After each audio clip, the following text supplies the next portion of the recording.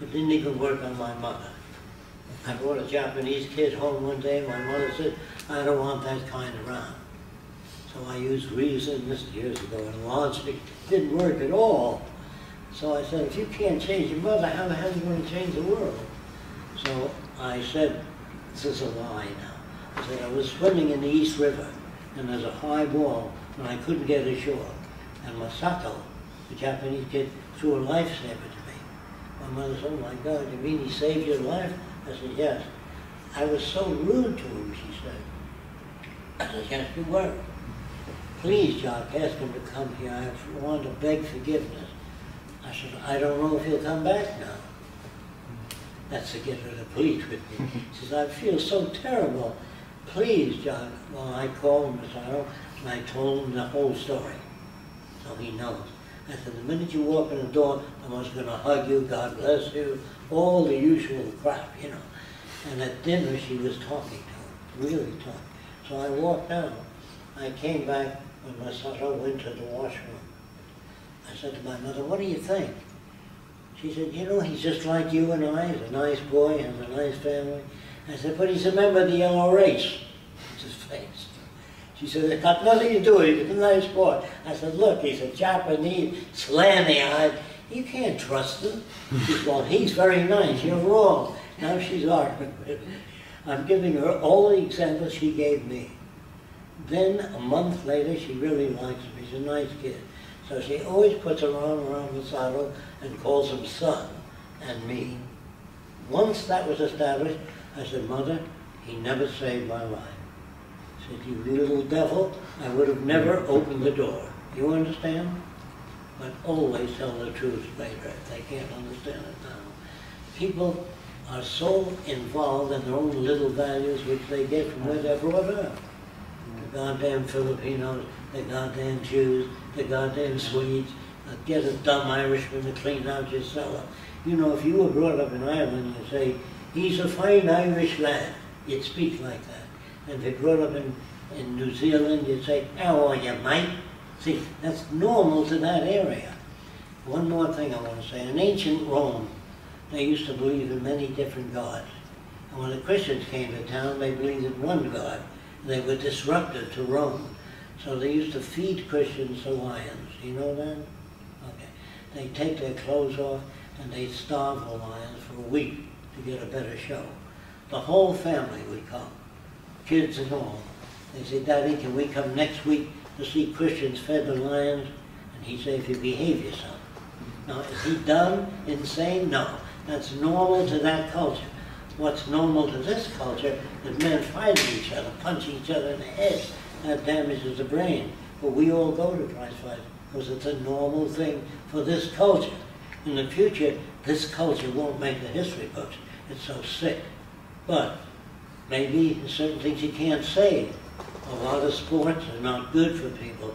They break their wrists, they injure their knees, and they don't shake hands and say it was a great game. They feel resentful, they argue, they beat each other up in the stadium. It's not good for people. It really primes people for war, too, us against them.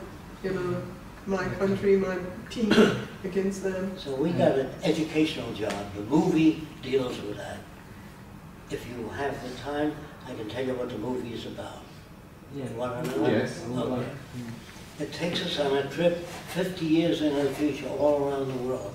Garden cities, flowers, canals, irrigation, the rebuilding of the world for all people.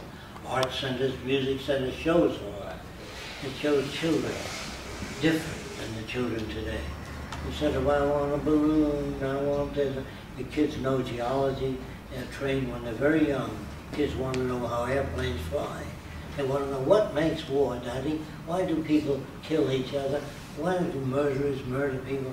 They want to know, but we don't give them any of them. We stay at the store to bring us a baby. We don't, kids are ready for real information. So the kids of the future talk differently than they do. My kids talk of geology, continental drift. They talk of atmospheric conditions, hurricanes.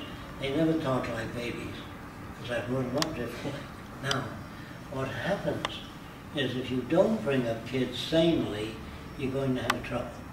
what you are talking is exactly the question that we for Portuguese want to understand, is that transition and how we help. Well, I want to ask one question. You told us we could help doing media. We write articles, we publish your content, we translate your content to Portuguese, that is a language spoken all over the world, so we help in that way. Can we go, or must we go further, like doing research of our own and projects related to your ideas that we know by... I just want you to understand, movie can get to millions of people. My lectures, no. I go all over the world, it's only 500, 300 people. That movie can get to millions of people in 1 month. And the movie shows, so they don't project. A lot of people think they project their own values into the Venus Project. They picture a bunch of scientists in gray. You will work in Area D. You, Area K. It's nothing like that. That's Hollywood. They show robots choking the designers, blowing up spaceships. That is not the Venus Project. But the book, 1984, Brave New World, Atlas Shrugged, is anti-science, written by artists. And it's nothing like that. The Greek movement is doing a non-profit also, and they're trying to get together with all the other European Zeitgeist movements to work together on different projects. You might want to get in touch with them too, yes. Get you their information. And also on the Zeitgeist movement, we just saw Gilbert, and he mentioned something about maybe having the Greek movement get in touch with them because they have some criteria for non-profits. I don't know what it is yet, and so I can't really say what it's about, but I think they have some criteria for the Zeitgeist non-profits. I can't say if we go along with them, I haven't seen it. No, of course. We want to understand, as we have a legal entity, as it defends, and its only existence is to do scientific work and investigation. That is the first question. Should we do it? Should we do investigation for a nucleus? I think a legal entity will help you, and it'll help bring on other people who are in the scientific world.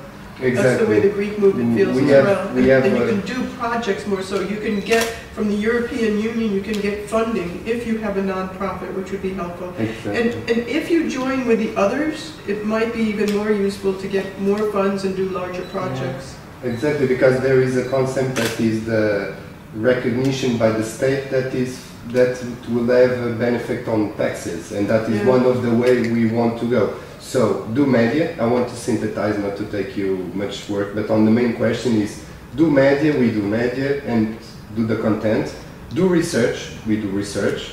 We even try and are doing a project of switching hours of labor between the members of the non-profit organization, as it is, I think, the most better way to do a collapse in the monetary system, because we don't use money. So we exchange the service between us, and that is the questions I want to say. What should we do, if more or less, between the non-profit organization and the Zeitgeist movement? We are talking about that contribution of both. Collaboration. Yes, collaboration. But we want to really know is, the Venus Project think it's okay if I go with a megaphone in front of the Bank of Portugal? You understand? Is that kind of question. And until where can I go? And that I'm doing the idea, and I'm not using an institution that is corrupted. You have to convince the wealthy people that they will not suffer. We don't want to take their property away. What happened in America during the Depression, the big plants had no orders and they failed, and they were never bailed out. And what happened when I was a kid, a man owned an aircraft factory, and he was a friend of mine, and the government came in and said, we're taking over your factory. He said, why? You haven't paid taxes for 3 years on any of your machinery. He said, I have no orders for airplanes, take the goddamn factory. When you don't sell automobiles, General Motors and Toyota's winning, you can't sell your factory. Do you understand what I mean? If you have an obsolete factory, you can't sell anything. If you make computer chips, and he designs a chip 10 times faster than yours, you can't even sell your production equipment. Do you understand?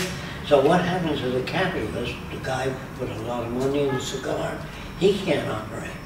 when people